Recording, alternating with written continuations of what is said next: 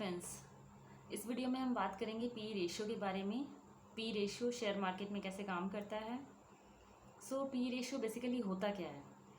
P ratio का जो formula है, फॉर्मूले से मत घबराओ, अभी जनरल बात भी हम करेंगे। पी रेशियो का जो फॉर्मूला है वो क्या होता है, मार्केट प्राइस पर शेयर या मार्केट वैल्यू पर शेयर, मार्केट प्राइस है मार्केट वैल्यू पर share upon earning per share. मतलब कितने का अभी मार्केट प्राइस शेयर का चल रहा है, कितना मार्केट प्राइस चल रहा है शेयर का, प्लस कंपनी उस पर कितना कमा करके दे रही है। ठीक है, इसका रिलेशन बताता है। अब जैसे पी रेशियो क्या हो गया, मार्केट प्राइस पर शेयर, ठीक है, मार्केट प्राइस पर share upon earning per share. अब मैं किसी कंपनी का 100 रुपये का शेयर है, एक कंपनी की बात करते हैं, इसके शेयर का प्राइस है 100 रुपये। 100 रुपये का शेयर है और 10 रुपये कंपनी कमा करके दे रही है, तो इसका पी रेशियो कितना हो जाएगा, इसका पी रेशियो हो जाएगा 10।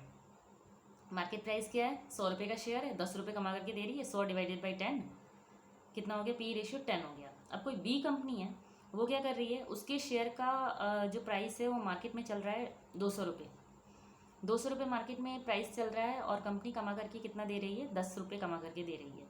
तो 200 डिवाइडेड बाई 10, वही फॉर्मूला लगाएंगे, 200 डिवाइडेड बाई 10 कितना हो जाएगा, इस कंपनी का पी रेशियो 20 हो जाएगा। 200 डिवाइडेड बाई 10, 0 से 0 गया 20, 20 हो जाएगा इसका पी रेशियो। अब देखो 100 रुपये लगा करके मैं 10 रुपये कमा रही थी, ठीक है। अब 200 रुपये लगा करके मैं 10 रुपये कमा रही हूँ, तो मैं 100 रुपये लगा करके 10 रुपये कमाना पसंद करूँगी या 200 रुपये लगा करके 10 रुपये कमाना पसंद करूँगी। ऑब्वियसली 100 रुपये लगा करके 10 रुपये कमाना पसंद करूँगी। कहने का मतलब ये है कि एक का पी रेशियो 10 है, 100 रुपये लगाए 10 रुपये मिल रहे हैं, तो इसका पी रेशियो 10 हो गया। और एक का पी रेशियो 20 है, 200 रुपये पर 10 रुपये, तो एक का पी रेशियो 10 है, एक का 20 है।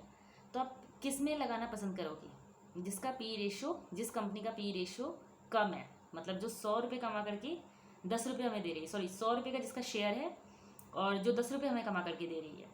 तो जिस कंपनी का पी रेशियो सबसे कम होता है, हम उस कंपनी के शेयर को बाई करते हैं। हम दूसरे फैक्टर्स भी, जो दूसरे रेशियोज़ हैं, उनको भी हम कंसीडर करते हैं, बट फिलहाल हम इस वीडियो में पी रेशियो की ही बात करेंगे।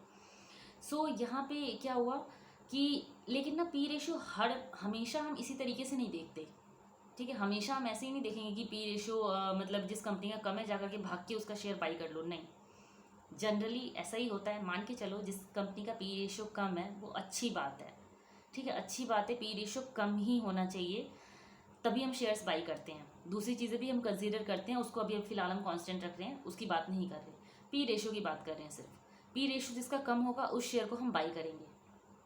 बट जैसे अगर कोई रियल स्टेट है, रियल स्टेट की कंपनी है, या फार्मास्यूटिकल कंपनी है, तो या मिनरल या माइंस की कंपनी है, तो इस तरह की जो कंपनीज होती हैं ना, इनका पी रेशियो कभी कभी क्या होता है, एकदम से कम हो जाता है और एकदम से बढ़ जाता है और फिर बढ़ता हुआ ही चलता है। ऐसा क्यों होता है, जैसे रियल एस्टेट की कंपनी है, फॉर रियल एस्टेट का एग्जांपल हमें ज़्यादा समझ आता है, तो इसलिए हम रियल एस्टेट का एग्जांपल ही लेके चलेंगे।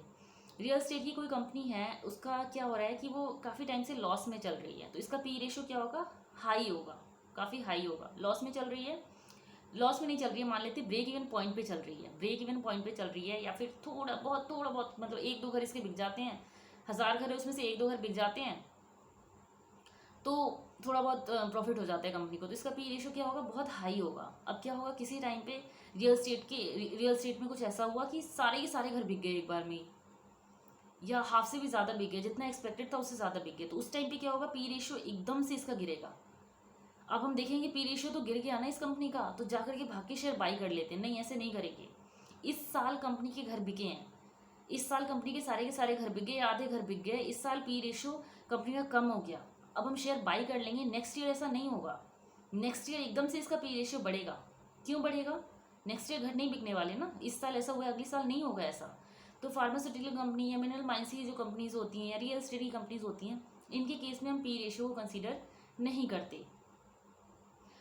ग्रोथ वाली कंपनीज के केस में भी पी रेशियो को कंसिडर नहीं करते। ग्रोथ वाली कंपनीज कौन सी, अब जैसे क्या है कि कोई कंपनी है जो अभी शुरू हुई है, अभी कुछ 5 साल पहले शुरू हुई थी, अब उसका ट्रेंड कैसा चल रहा है, एक बार तो उसने 10 रुपये का डिविडेंड दिया, 10 रुपये कमा करके दे रही है, फिर 20 रुपये, 30 रुपये, एकदम से 50 रुपये, तो तो अब देख रहे हैं कि इस कंपनी का ना ग्रोथ हो रहा है एकदम से। तो अब क्या हो रहा है कि आपने 100 रुपये का शेयर खरीदा, आज आपको, आपने ट्रेंड एनालिसिस किया, आपने ट्रेंड देखा, तो एक बार कंपनी ने 10 रुपये दिए, फिर एकदम से कंपनी ने फिर 20 दिए, नहीं 20 नहीं दिए, 30 दिए एकदम से कंपनी ने, ठीक है, फिर 50 दिए। तो आपने तो शेयर 100 रुपये का ही खरीद रखा है ना, बट ग्रोथ वाली कंपनी है तो इस साल आपको 10 मिले, फिर आपको 30 मिले, फिर आपको 50 मिले, तो इसका पी रेशो क्या होता है, कम होता ही चला जाता है। तो ऐसी कंपनी के केस में भी हम क्या करते हैं, पी रेशो को कंसीडर नहीं करते। ग्रोथ वाली कंपनी है ना, हाई पी रेशो पे खरीद लो, कोई बात नहीं, ग्रोथ हो रहा है ना, पी रेशो आपका खुद ही कम हो जाएगा।